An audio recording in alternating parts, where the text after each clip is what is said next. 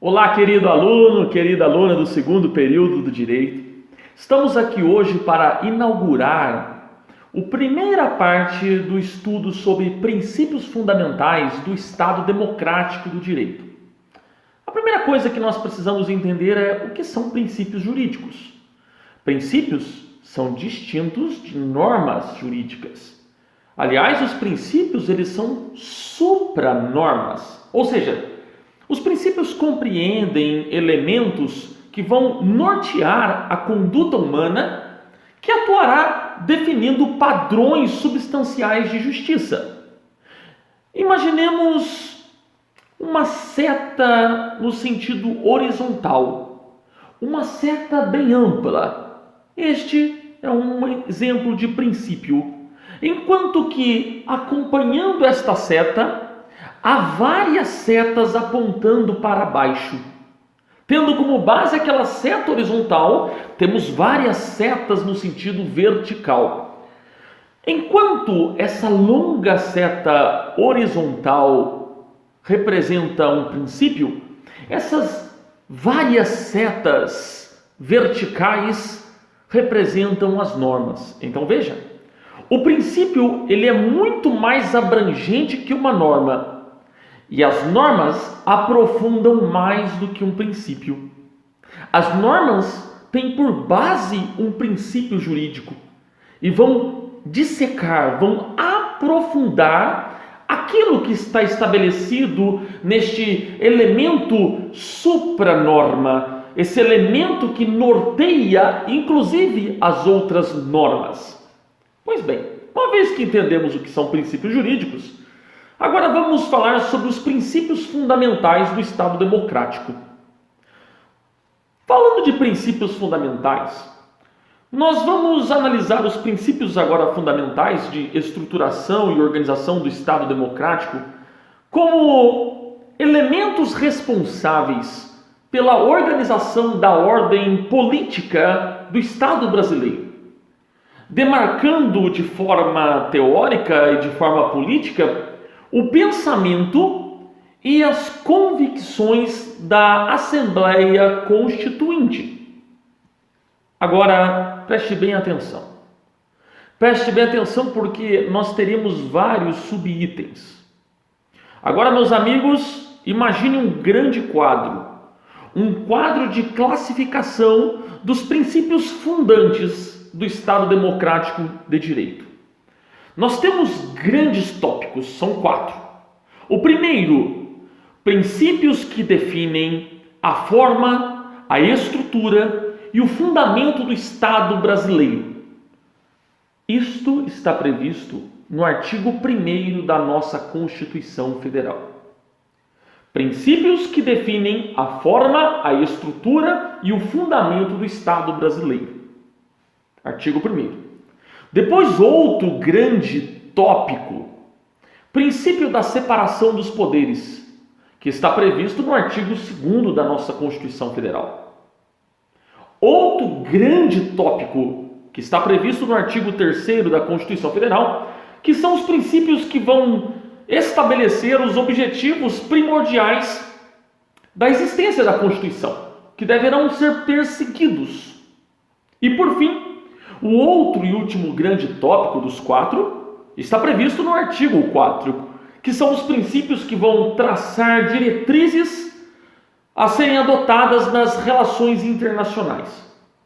Então vejam, os princípios fundantes do Estado Democrático de Direito, no caso, estudando da ordem brasileira, estarão no artigo 1º, no artigo 2º, no artigo 3º e no artigo 4º da Constituição Federal. São muitos princípios. Hoje, começaremos por aqueles que estão no artigo 1º. Princípios que definem a forma, a estrutura e o fundamento do Estado brasileiro.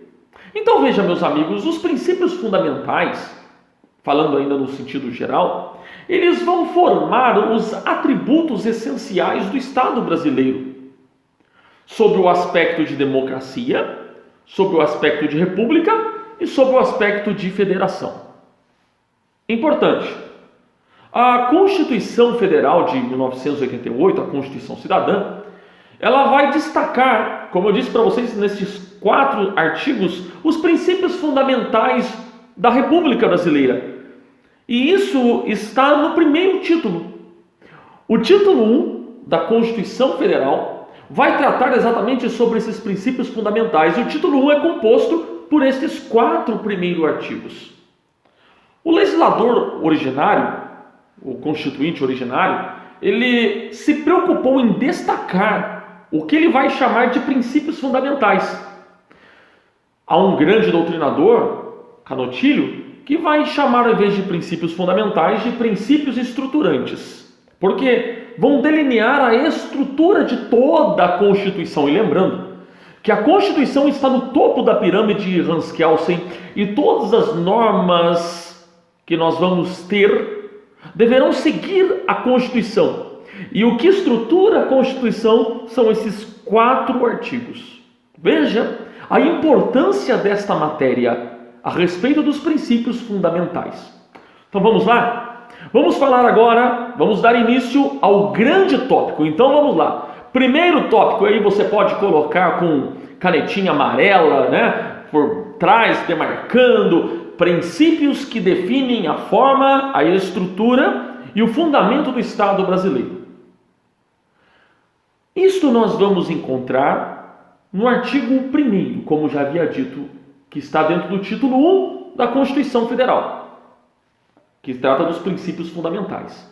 Vamos lá, vamos ler. Artigo 1º. A República Federativa do Brasil, formada pela união indissolúvel dos estados e municípios e do Distrito Federal, constitui-se em Estado democrático de direito e tem como fundamentos a soberania, a cidadania, a dignidade da pessoa humana, os valores sociais do trabalho e da livre iniciativa e o pluralismo político. Parágrafo único. Todo o poder emana do povo, que o exerce por meio de representantes eleitos ou diretamente, nos termos desta Constituição. Se você prestou atenção apenas nos incisos soberania, cidadania e assim por diante, eu quero chamar a sua atenção para o caput, porque o caput já tem nele vários princípios. Cada inciso compreende um princípio. Assim como no parágrafo único também teremos princípios fundamentais. Mas esta matéria é uma matéria bem interessante e longa. Portanto, vamos conversar de forma tranquila, de forma pausada e anotando item por item, aprendendo tópico por tópico. A começar pelo caput. Então, repetindo, estamos dentro do grande tópico, dentro de princípios fundamentais. O primeiro grande tópico são os princípios que definem a forma, a estrutura e o fundamento do Estado brasileiro, que nele está o artigo 1º, é a relação entre esses princípios, o artigo 1º. No artigo 1º teremos vários princípios, a começar pelo caput. Então vamos lá. Lerei novamente o caput. Diz assim o artigo 1º, vou ficar agora só no caput. A República Federativa do Brasil. E aí nós já temos o primeiro princípio, que é o princípio da República. Formada pela união indissolúvel dos estados. Já paro por aí. Porque já temos aí um princípio.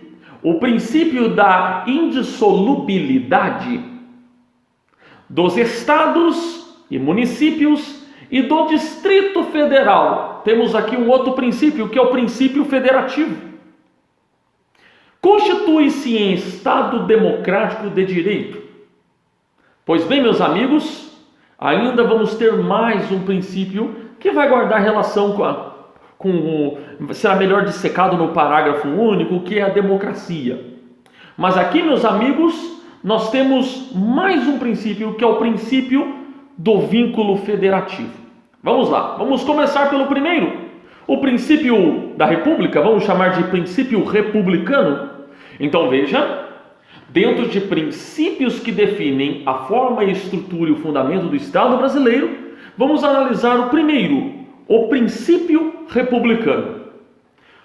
O princípio republicano é o princípio responsável por fixar a forma de governo do Estado, estabelecendo a relação entre os governantes e os governados. Ora, meus amigos, a República aqui ela vai ter por base a defesa da igualdade formal entre as pessoas, de modo que o poder político ele será exercido eletivamente por mandato representativo ou temporário. Eu recomendo muito que vocês leiam as obras do professor José Gomes Canutilho. E, de acordo com o professor Canutilho, o princípio republicano ele vai trazer para nós internamente mecanismos de criação e de manutenção de instituições políticas, as quais estarão vinculadas à decisão e à participação da sociedade, no caso, cidadãos.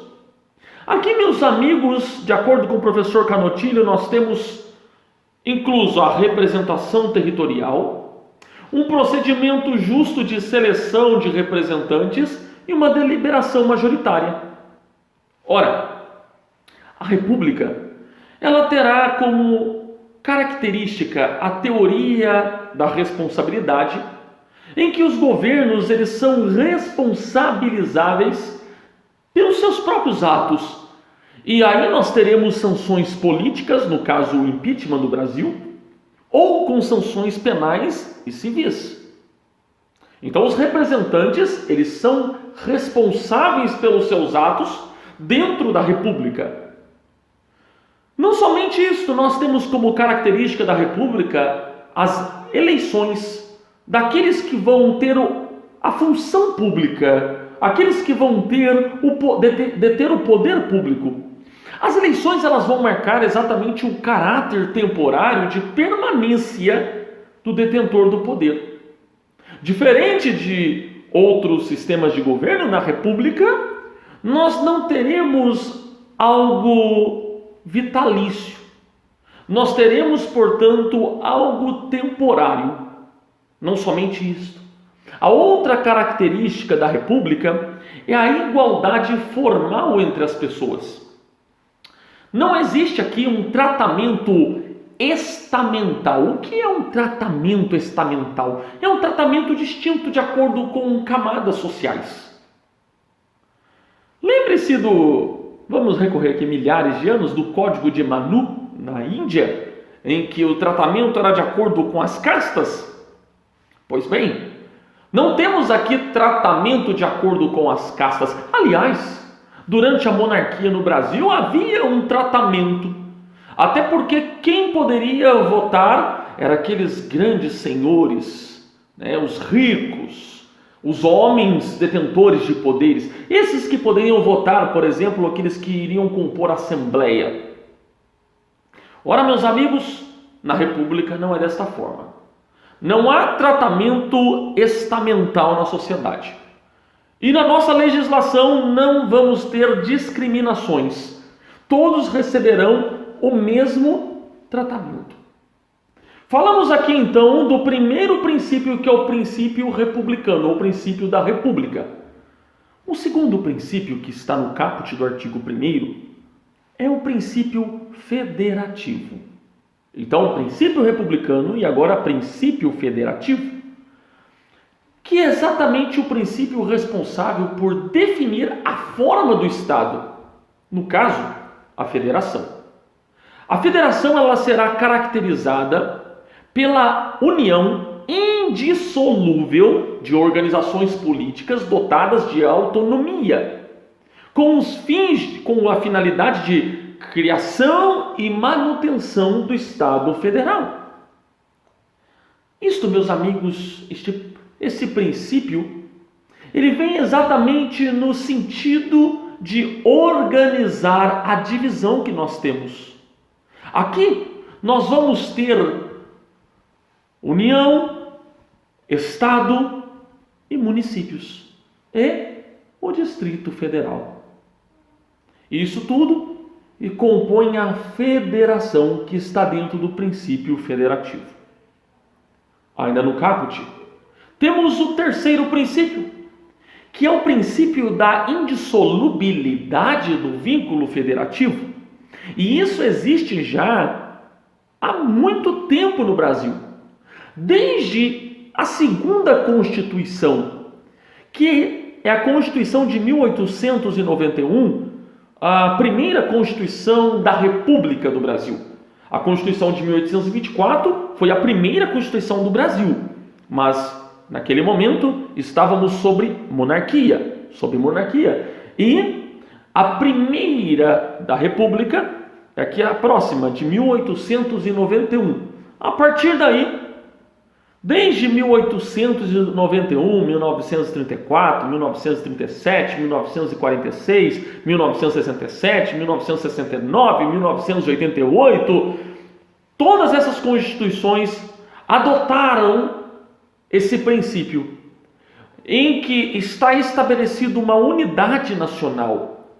Uma unidade nacional que nela está incluso uma descentralização de poder. Afinal de contas, nós teremos, por exemplo, os Estados-membros, a possibilidade de elaborar suas próprias constituições estaduais, mas claro, que seguirão a Constituição Federal como unidade nacional. Aqui nós teremos a consagração, nesse princípio da indissolubilidade do vínculo federativo, a consagração da impossibilidade de se separar um Estado-membro, ou do Distrito Federal, ou qualquer município da Federação. Não há mecanismo previsto em nossa Constituição que autorize que seja realizado o desmembramento de um Estado ou de um município. Aqui, portanto, está vedado o direito da secessão. O direito da secessão está vedado desde a primeira Constituição republicana que nós temos. O que é o direito da secessão? O direito da secessão nada mais é do que o direito de um Estado-membro de se separar da União, ou um município. A Constituição Federal de 1988, seguindo todas as outras constituições republicanas, não contemplou esse direito. Aliás, a busca pela manutenção da federação é inclusive um comando constitucional essencial, uma cláusula pétrea. Qualquer tentativa de buscar um desmembramento autoriza que o governo federal intervenha com o intuito de preservar a integridade nacional. E isso está previsto no artigo 34, inciso 1 da Constituição Federal. Como eu disse, trata-se de uma cláusula pétrea. Portanto, nem emenda constitucional poderia incluir o direito da secessão. Assim, meus amigos, se quiséssemos incluir o direito da secessão, seria necessário uma nova Constituição, um novo poder constituinte. Tão forte é esse princípio da indissolubilidade do vínculo federativo. E por incrível que pareça, nós já tivemos muitos movimentos no Brasil tendentes à separação. Muitos.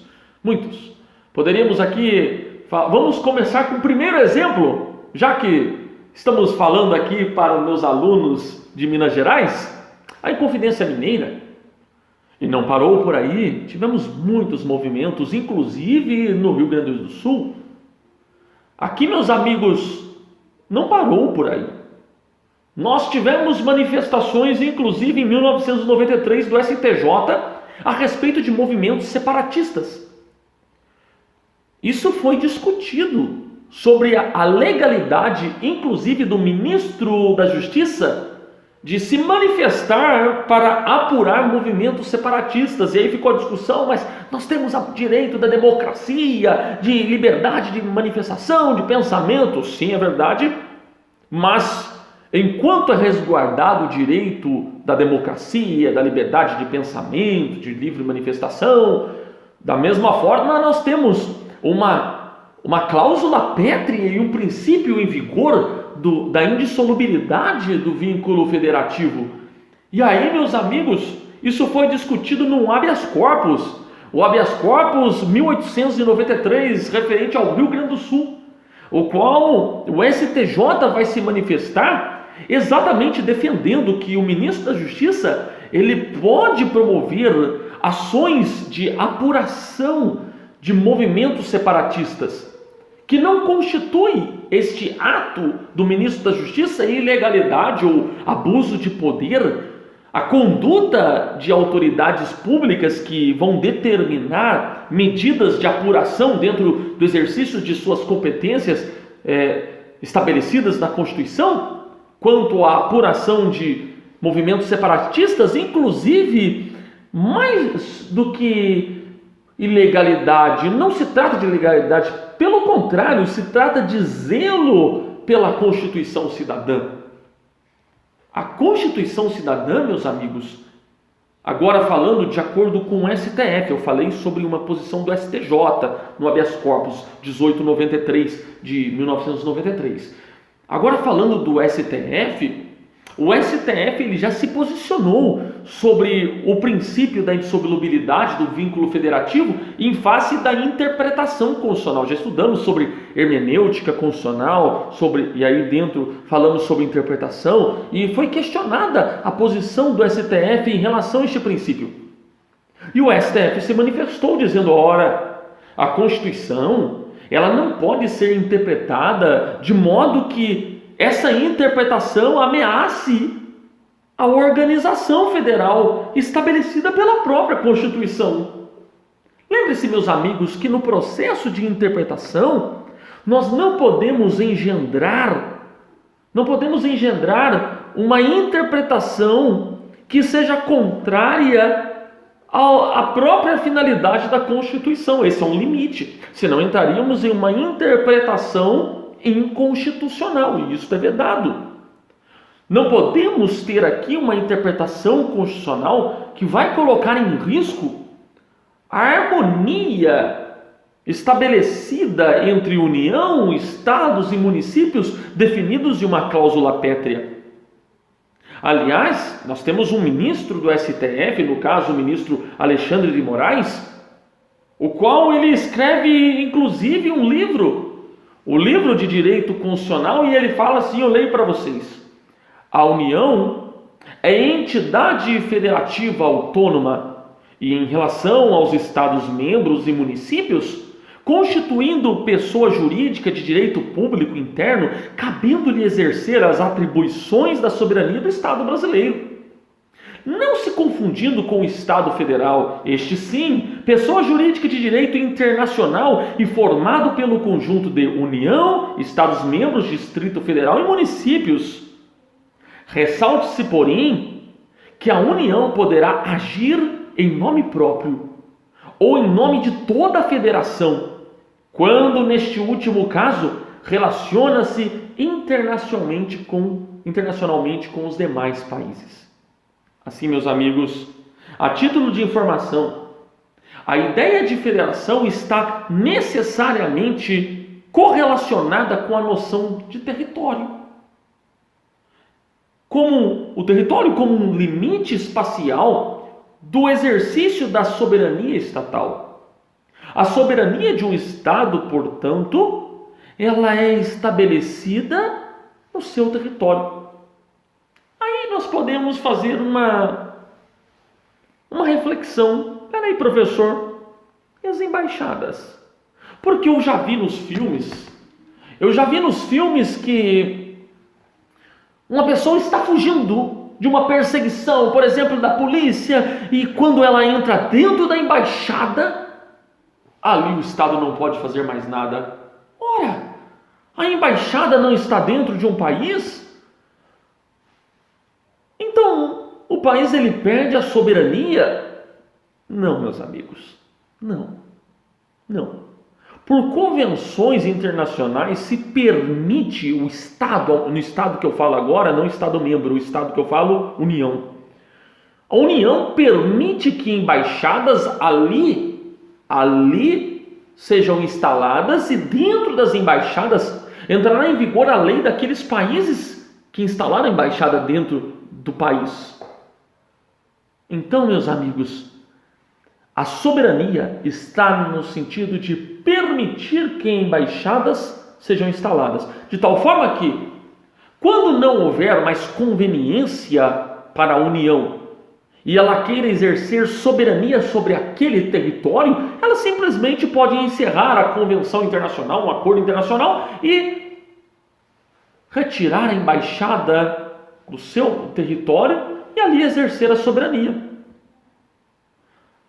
Agora, meus amigos, agora vamos sair do caput e vamos estudar os incisos do artigo 1º da nossa Constituição. E para isso, para não prolongarmos esta primeira aula, encerramos aqui este primeiro vídeo. O vídeo em que falamos sobre os princípios fundamentais, em que analisamos primeiramente o caput do artigo 1º. Lembre-se, o artigo 1º trata dos princípios que definem a forma, a estrutura e o fundamento do Estado brasileiro. E o caput trará para nós o princípio republicano, o princípio federativo, o princípio da indissolubilidade do vínculo federativo. No segundo vídeo, nós falaremos sobre os incisos do artigo 1º: soberania, cidadania, dignidade da pessoa humana, valores sociais do trabalho e da livre iniciativa e pluralismo político. Espero que vocês tenham gostado aí do nosso primeiro encontro a respeito desse tema e logo em seguida teremos um próximo encontro falando sobre os incisos do artigo 1º. Um forte abraço, que Deus abençoe e até a próxima.